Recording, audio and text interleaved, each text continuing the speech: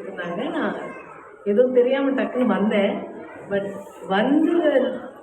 வந்ததுக்கப்புறம் இவ்வளவு அருமையான நிகழ்ச்சியை பார்க்குறதுக்கு ரொம்ப ரொம்ப ரொம்ப ரொம்ப அகமகிழ்ச்சியா இருந்தது. ரொம்ப ரொம்ப சந்தோஷமா இருந்தது. அதாவது எங்கேருந்து ஆரம்பிக்கிறது? இசைக்கலைஞர்கள்ல இருந்து ஆரம்பிக்கலாம். ஏன்னா அவங்கள இசைக்கலைஞர்கள் தான் அவங்க, வித்வான்கள்.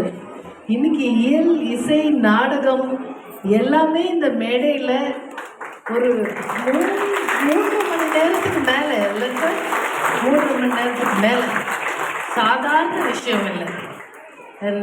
இந்த மேடையில், இந்த அரங்கத்தில் எவ்வளோ வசதிகள் இருக்குது நமக்கு தெரியும். நம்மளால் உட்காரவே முடியல. அப்போ மூச்சை பிடிச்சிக்கிட்டு 3 மணி நேரத்துக்கு மேலே கற்றுக்கிட்ட பழகின பாட்டை பாடிடுறது அதுவே கஷ்டம்தான். அதுக்கு வாசிக்கிறது அதுவும் கஷ்டம், சிரமம்தான்.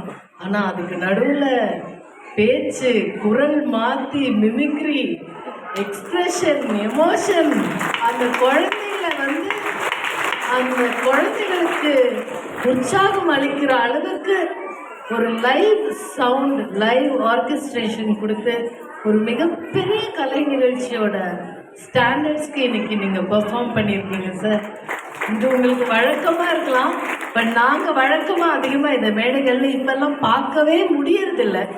ஸோ என்னுடைய தலை வணக்கம், முதல் வணக்கத்தை நீங்கள் ஏற்றுக்கணும். இந்த கலைஞர்களுக்கு மிகப்பெரிய கைத்தட்டல் நீங்கள் கொடுக்கணும். கை வலிச்சாலும் பரவாயில்ல. ஏன்னா நடனத்துக்கு இசை முக்கியம். எந்த அளவு முக்கியம்னா அது காற்று மாதிரி.